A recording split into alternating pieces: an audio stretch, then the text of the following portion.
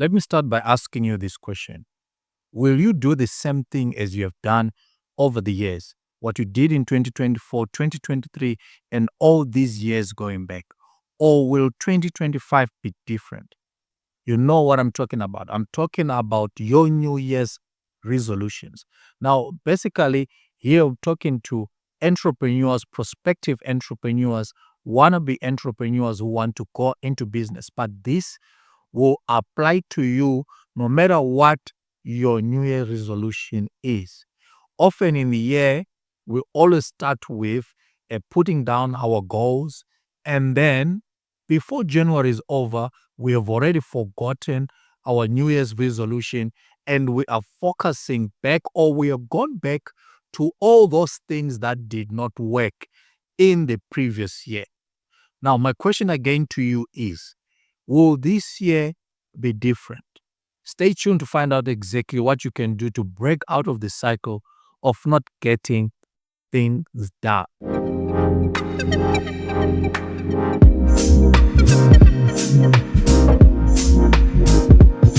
Welcome, I'm Kenneth, and this is Results Oriented Preparation, where early preparation equals excellent results. Thank you and welcome to 2025. Happy New Year, and thanks so much to our new subscribers. Thank you. Finally, we reached 500 subs. A very big thanks to you and to all our new subscribers and every other prospective subscriber. Please do subscribe. Thank you so much. By now, already you have your goals, you have got your vision, you've got your vision boards, all these other things that are in place, and you are set, you have set, and you have spoken to yourself, you've motivated yourself, you're listening to other motivations, and you are set to becoming that entrepreneur that you always wanted to be. Then the question again is, what's stopping you? Or rather, what can you do to make sure that this year is different? There are certain things that you need to have in place, or steps that you can take to ensure that your progress is something that can bring you to that particular position where at the end of the year and the years to come, you can say, finally, I did it.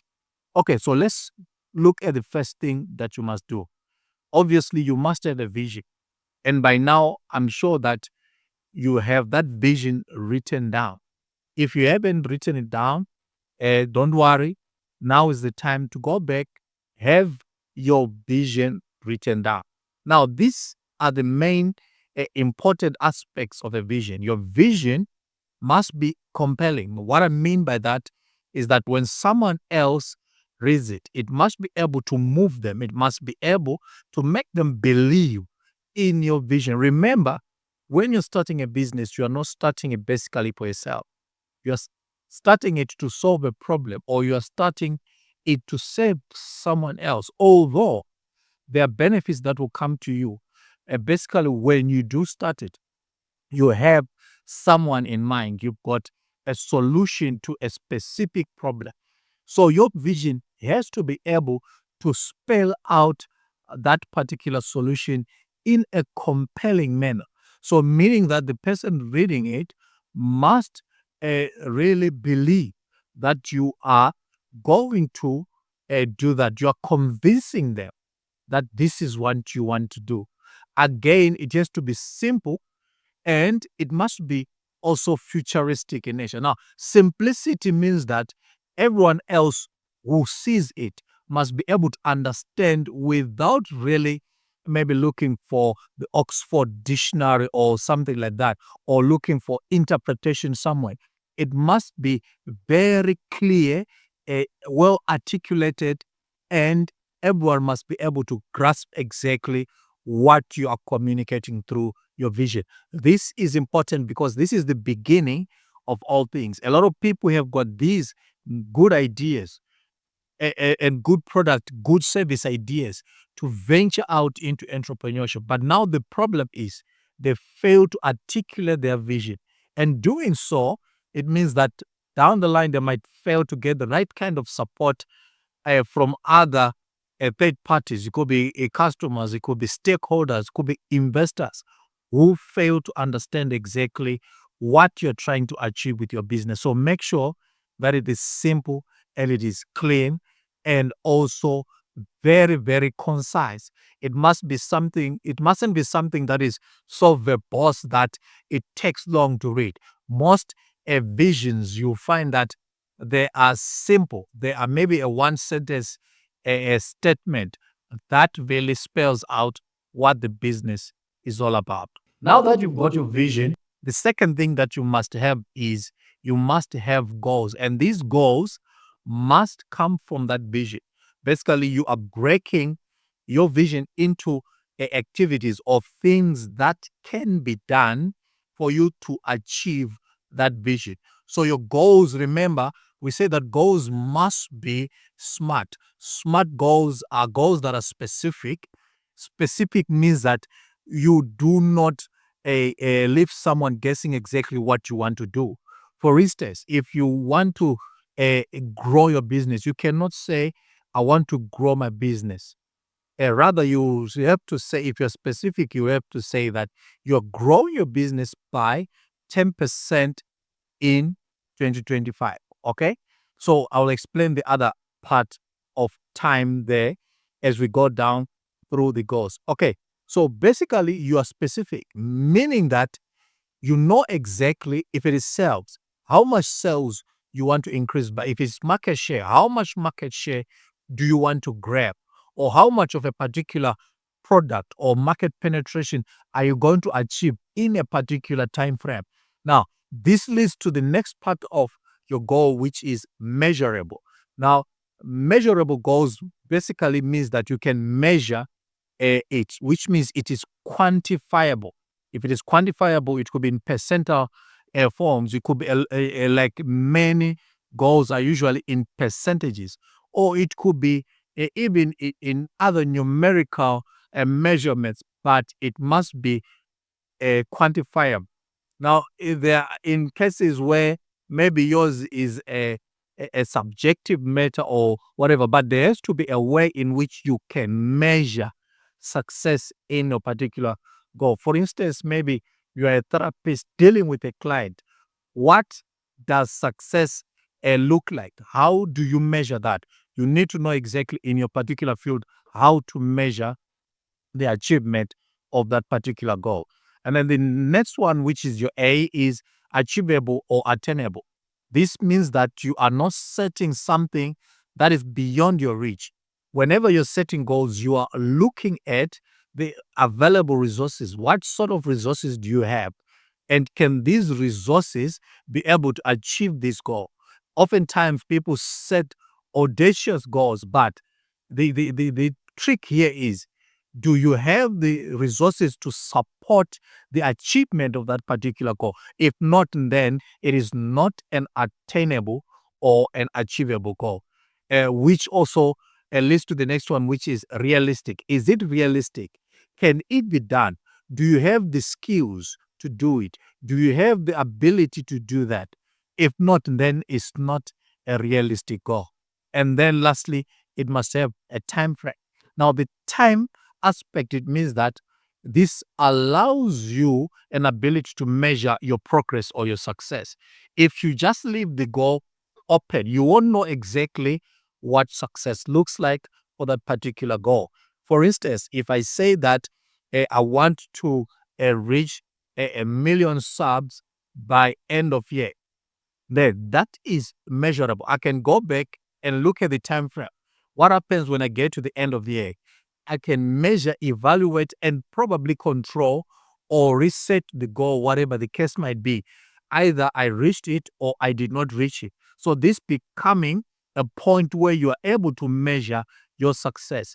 You find people say, I want to achieve 1,000 subs, but without putting time frame, it is not easy to ascertain progress in that way.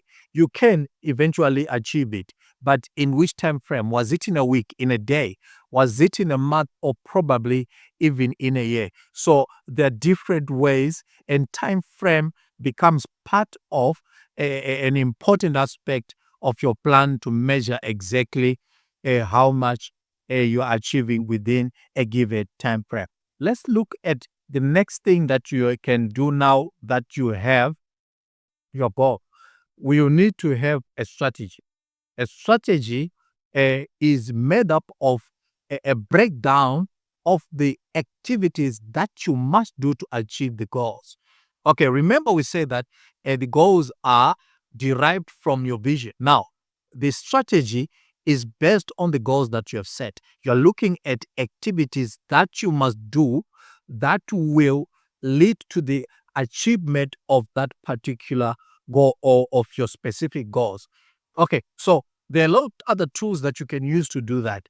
As some organizations use what is called a work breakdown a structure to break down different activities, or you can look at what is called a Gantt chart. A Gantt chart will have a particular activity on one side, and it will have a time frames in which those activities must be performed. I'll leave a link to a downloadable work breakdown structure or a Gantt chart down below so that you can have your very own work breakdown or a Gantt chart for those activities so that you can measure your progress on a week to week basis or on a day to day, depending on the size of your enterprise and on the activities that you're doing in your particular business. So the strategy itself, it now drives the implementation of your particular goals. You must have ways in which these goals are going to be achieved, and this will be reflected clearly in that particular strategy. And again, as I mentioned, there must be clear timeframes in which activities must be done. Now that you've got a strategy in place, you must really think of investing in building systems and processes that will make your work simpler. I'm sure you've seen on a certain platforms, especially those that are into digital marketing.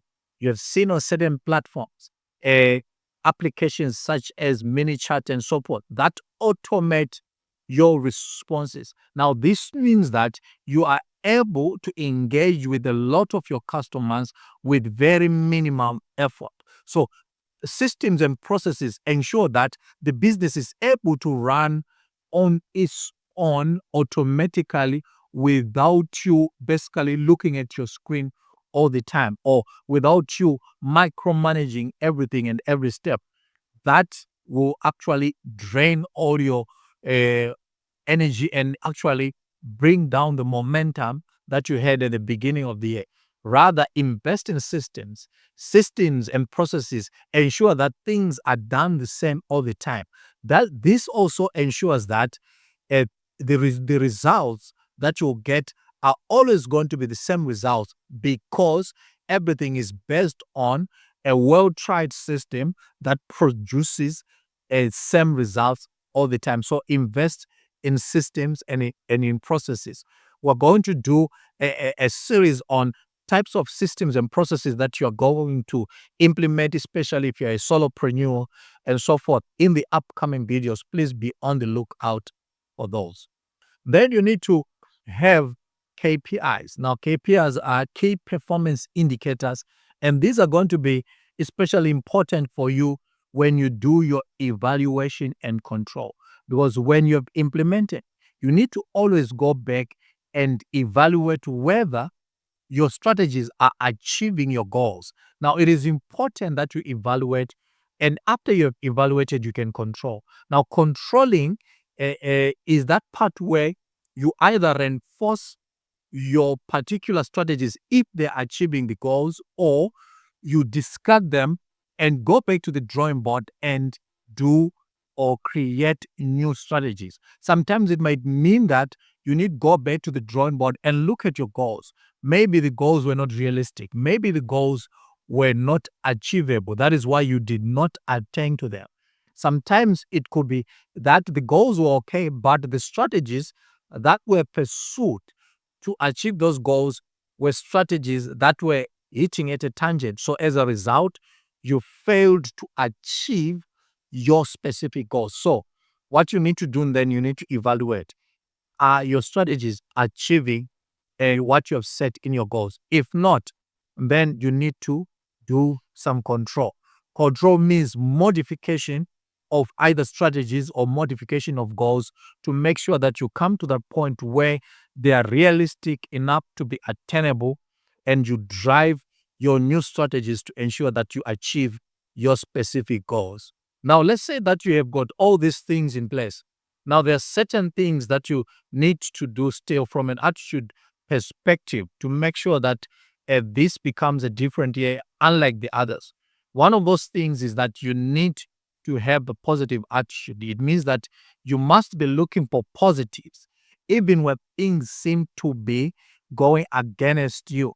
Remember, it's not going to be easy at the beginning because you're venturing into something that is new. Already, there are other players in that market, they are competitors who have been doing this thing for a long time. So, for you to grab that market share from them, it will need someone who is tenacious. So, your tenacity ensures that you have that drive that will push you ahead even when things seem impossible. But otherwise, there are so many ways in still that you can look at and focus on, especially if you're going to have a very successful entrepreneurship journey in 2025. Make sure also that you keep on developing yourself. Self-development is key to entrepreneurial growth. For as you grow as an entrepreneur, your business grows. So your personal growth is directly proportional to the growth of your enterprise. So let's grow in 2025. And also, I need to mention this, that if you are looking for a business plan, which is one critical thing that you must have, if you are looking for a business plan to fund your business, probably the reason for not venturing into entrepreneurship last year was the fact that you did not have a, a fundable business plan, or you do not have a business plan at all. Make sure that you comment down below, and we will help you develop or create your very own business plan. And also make sure that you download this free tool, 10 essential steps to a fundable business plan. It is free download for free.